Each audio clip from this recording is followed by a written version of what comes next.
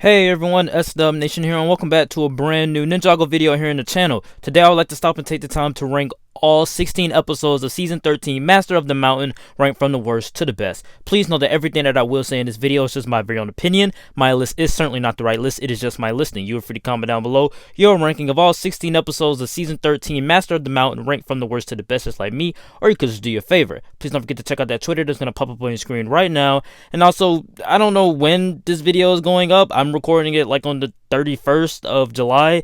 Hopefully it goes up tonight. I don't know, but hey, let's hope, okay? Like, comment, and subscribe. And with that being said, let's move right into our ranking. Kicking off my list at number 16 for me has got to go to episode 8, The Real Fall. Basically this whole episode is just Cole, Vanya, and Wu falling down to meet the lowlies. And yeah, I mean, some shenanigans ensue with the spiders and everything like that. But overall, I mean, this episode is really just like a throwaway episode because it's just them falling. At number 15 for me has got to go to episode 11, Griefbringer. We get our first look at Griefbringer, the Skull Sorcerer's dragon. Has a very cool design. I really do love this dragon. And overall, this episode works for me because we get to see these two tribes kind of connect to one another via Nia and Kai. So I love the fact that Nia and Kai, two siblings, they're like the leaders of these respective tribes, and then they have to come together in the end to like run away from the dragon. I thought all of that was pretty great. The action that happens inside of this episode is pretty great as well. We also get some emphasis on Cole's mother inside of the mix and her relationship to these tribes and everything like that. So I really did enjoy this episode for that, but I really did love it when they brought in the Skull Sorcerer's dragon. At number 14 for me has got to go to episode 1, Shintaro. I like this episode for a number of reasons, mainly because we get to see the ninjas, like, what are they doing after Prime Empire, Secrets of the Forbidden Spinjitzu, Fire Chapter and Ice Chapter? Oh, Cole is playing video games, Lloyd's doing laundry, Jay and Nia are raking leaves, so they're trying to clean things up from their last adventures, and then they get invited to Shintaro, something new that we've never seen before, a new environment, which we don't really see Shintaro until the next episode, but I just think that the thought of getting to Shintaro was actually pretty great. Even the invitation itself makes this feel like a really grand city. This episode also kicks off Wu's arc for the season, which I say it in every ranking. I do believe that this is the worst arc for Master Wu. I do not believe that he should be moping around about him being older than the other ninja, about him feeling like he should just retire, because Wu's never really felt that way in a long time. Ever since season 5, he's always felt like he should be vital to the team. And then also we got these winged bats, like these big man bats coming in, swooping up the ninja, and that action scene is actually pretty okay. I thought that Kai getting into the action using his fire abilities worked for me, because Kai rarely even gets into action these days. But Shintaro is a very enjoyable episode. It's nice to see what the ninjas do in their off time. And overall, I love the teases of this new environment called Shintaro. At number 13 for me has got to go to episode 2, Into the Dark. We get introduced to this new environment, Shintaro, and I just think that overall this episode is pretty meh.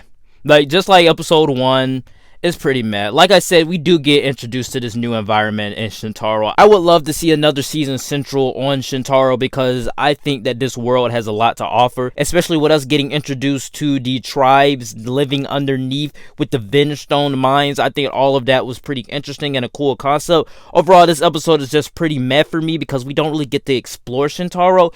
We explore the mines, we explore the caves, we also get a little tease of Cole's mother into the mix.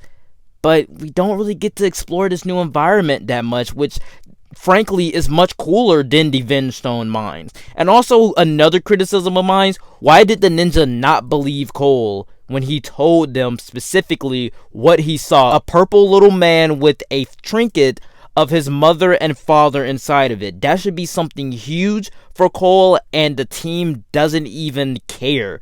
They just think that he's dreaming. At the end of the day, Cole is a very serious character, though he does have a fun side.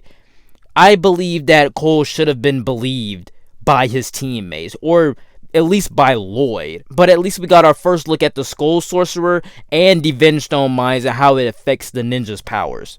At number 12 for me, it's got to go to episode 6, Trial by Mino. We get to see these purple guys, that version of the tribe.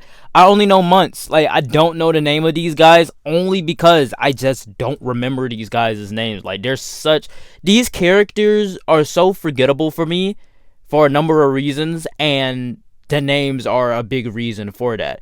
But I'm just going to call them purple guys for right now. So I do like the purple guys. I enjoyed their side of the story about the two blades and everything like that.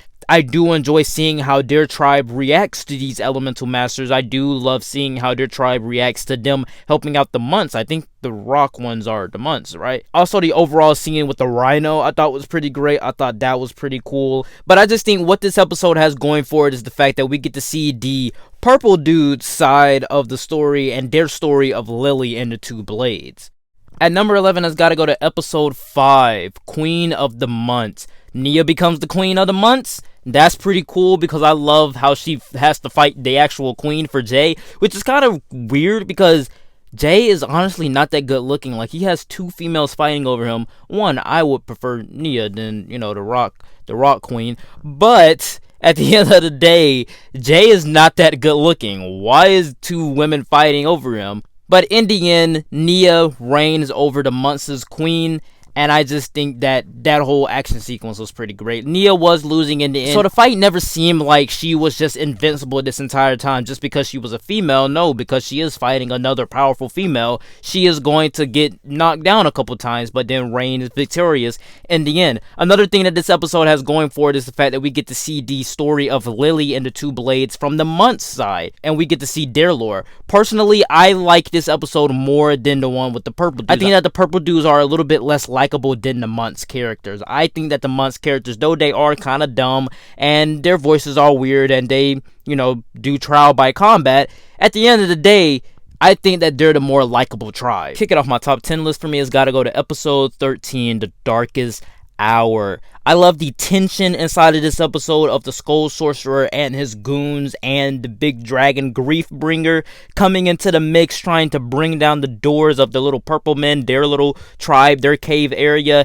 and the ninja just getting in their night suits and then trying to do the "you shall not pass" wordplay, but then Zane just messes it up. The whole episode is very hilarious. The action is fun. The tension is great inside of this episode. And then let's not forget, we also get the Munce and the purple dudes. They're reconnecting and connecting their tribes themselves instead of relying on Nia and Kai, basically their leaders, do it for them. Although in the end, Lloyd does sacrifice the ninjas to the Skull Sorcerer, so then the other tribes, the Munce and the purple dudes, can get away. This is still the darkest hour of them because they still have to be chained up and put to work by the Skull Sorcerer, because obviously the villain is not going to follow what the hero says. Just because you took the hero doesn't mean they can't take the other guys. So I do like the fact that the Skull Sorcerer feels like an actual villain inside of this thing. He feels like an actual antagonist that the ninja have to stop up to this point. At number 9 for me, it's got to go to episode 10, Dungeon Crawl. I loved the beginning of this episode, showing Cole the flashback of Cole and his mother and how sick she was and how he got into a fight at school and she told him always stand up to those who are cruel and unjust. I loved all of that in the beginning, and also just learning more about the Spinjitzu burst through her and actually seeing a little bit of what the Spinjitzu burst can do. And I just think that all of that worked for me. The action sequences that ensue inside of this episode, all of it moves the story forward, well, actually moving the characters towards their goal to getting above ground again. And I think that the colors inside of this episode really pops out to me, because I think that this whole season has a lot of bright colors, with the bright yellows and oranges. More noticeably, it's inside of this episode because we have this big molten lava monster that comes out charging at the Upply. So I think that this episode works for pushing the story forward, but also getting the characters closer to their goal, making sure we introduce the Spinjitzu burst, but also have a flashback for Cole's character arc throughout the season. At number 8 for me has got to go to episode 9, Dungeon Party. It's great to get another anime style episode inside of this show, because listen, the anime style episodes are always one of the best ones. We had Okino, which wasn't an anime style, but it was kind of like an anime a little bit. And then we also had the Akito one in the Ice chapter, which was the best episode of that chapter. I feel like this one isn't the best episode, but it also does a lot for the story and getting us on the side of the lowlings. I think the lowlies, that's their name, the lowlings or the lowly, but getting us on the side of the Upply, let's just say that, getting us on the side of these three men, and I think that is actually pretty entertaining and pretty much fills in the void about their characters. I think that their actual story and going all the way back to how the Skull Sorcerer got that green skull is fantastic to me. I think that having that little prequel side mission, but also giving us a little bit more character development for these characters and flesh them out a little bit more worked for the characters, but also for the season as a whole, and showing us that the king has always been this evil guy, even when his daughter was just a little girl. So I think that all of this works, and showing us how long this king actually been this cruel guy, and how long the Upply actually been down here ever since Vanya was a little girl. At number 7 is episode 3, the worst rescue ever. Just like the title implies, yes, the ninjas plan the worst rescue ever. They get captured in the end, but before they get captured, it's just a fun episode. Like, I think this episode is so enjoyable because the ninja are just cracking jokes at the same time. Cole is literally down there with Vinstone attached to him working in the mines. I think overall this episode works because of the action. It's very fun. You also get the sense that the king is not really this cool guy because he doesn't let the ninjas go down there to see about their friend. So there's little subtle hints about him and his cruelness, but also we get our introduction into the Munce and the Purple Men. So I think that I think this episode does introduce a lot of cool things. It introduces a lot of cool concepts, moves the story a little bit forward, but also just has a nice fun tone to it that many of us fans from season 11 to season 15 now really enjoy. And number 6 for me has got to go to episode 12, Masters Never Quit. For someone who do not like Master Wu's character arc inside of this episode, I gotta say, what they did for Wu inside of this episode, giving him more confidence, and that gives Cole more confidence about the Spinjitzu burst, I thought all of it was pretty great, and that's what Master Wu should be. He should be the confidence boost. He should be the one giving the pep talks to the ninja when they feel unconfident, and I think that this was a great representation of Master Wu, and that Master Wu that we fell in love with from the pilots up to now. We also get introduced to Lily's relationship to the Spinjitzu burst and how the Spinjitzu burst works and how Cole can use that Spinjitzu burst. This episode moves a lot of things forward, but mainly for me it focuses on the title, which is Masters Never Quit, and that the Master Wu, should never quit on his students. Even though his students is an accomplished ninja, master of Spinjitzu, master of Air Jitsu, has RX powers, and has magma arms. Real quick, before I get into my top 5 list, I like to take the time to say that if you are a big fan of Ninjago, which you probably are, that's why you're watching this video, click that playlist up above for everything Ninjago related that I have on my channel. Also, if you are a big fan of Marvel, DC, whatever, please don't forget to check out my podcast link. That podcast is called A Regular Podcast, and that link is always in the description. Like, comment, and subscribe, and with that being said, let's move right into my top 5. Kicking off my top 5 list for me has got to go to episode 7, The Skull Sorcerer. This episode just moves everything forward, turns this whole season on top of his head by introducing us to the villain at the beginning of the season. I mean, the next episode is the worst episode of the season, but I just think that this is one of the best because of the fact that there is a rising point to this. Obviously, the ninja are split up now. Cole is on his own. He meets up with Vanya and meets up with Master Wu, and then they try to go to the king to try to let him know about the Skull Sorcerer underneath his own home. And then the king outs himself as the Skull Sorcerer, and there's always, and every scene inside of this episode has a rising point to that ultimate climax of the villain revealing himself.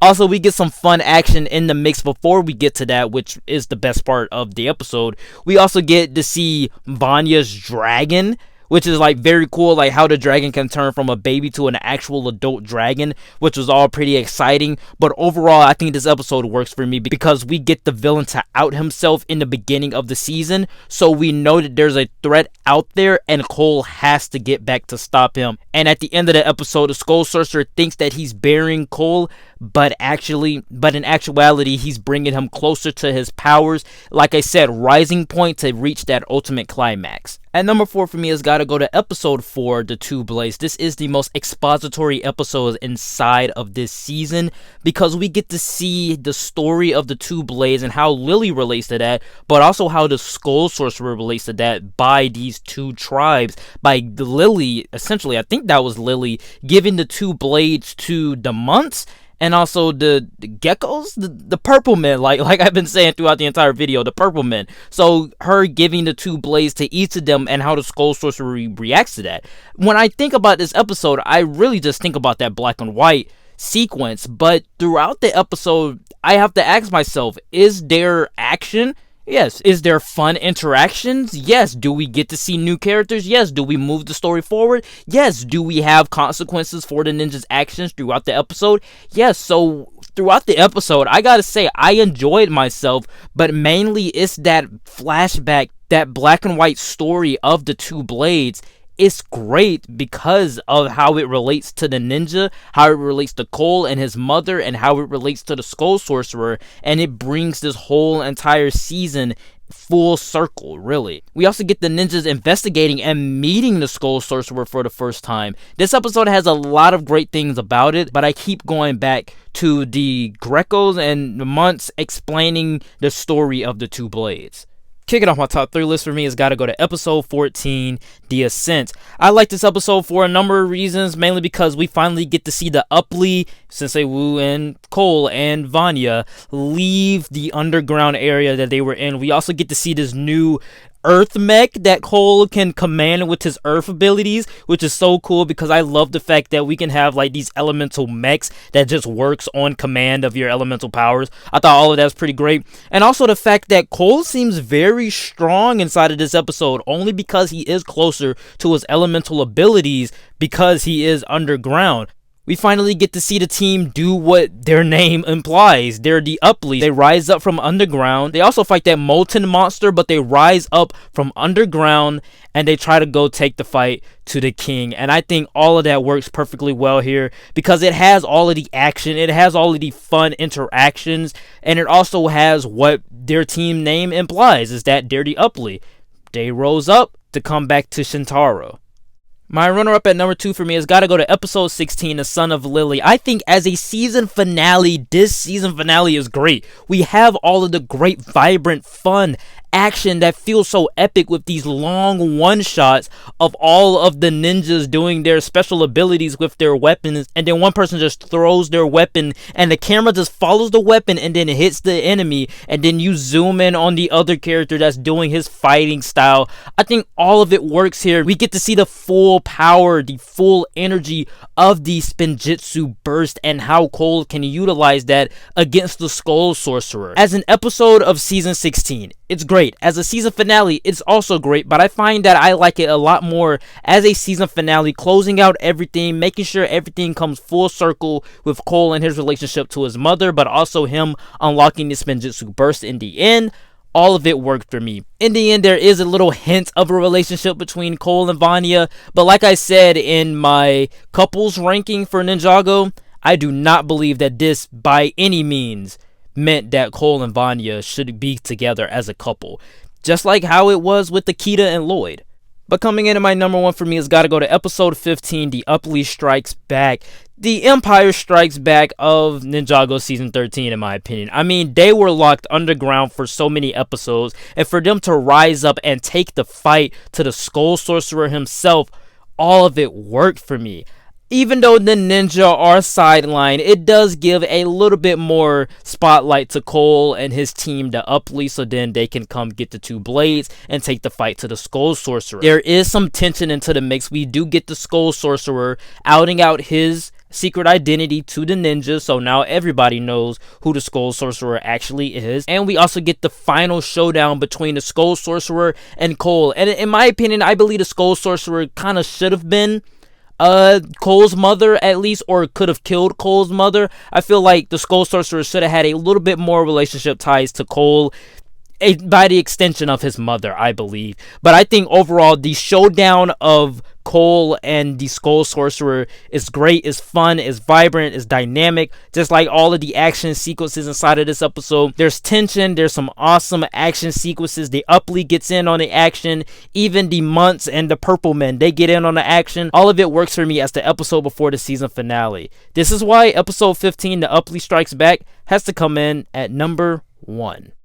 Alright guys, that is it for the ranking. Please know that everything that I did say in this video was just my very own opinion. My list was certainly not the right list, it was just my list, and you are free to comment down below your ranking of all 16 episodes of Season 13, Master of the Mountain, ranked from the worst to the best, just like me, or you could just do your favorite. Please don't forget to check out that Twitter that's going to pop up on your screen right now. Also, don't forget to check out that Ninjago playlist. That link is always in the description. I'm recording this on July 31st, so I don't even know when this is going to go up, but maybe some big things are going to be coming up very soon. I mean, we're so close to that milestone. But with that being said, I will see you all next time. Peace.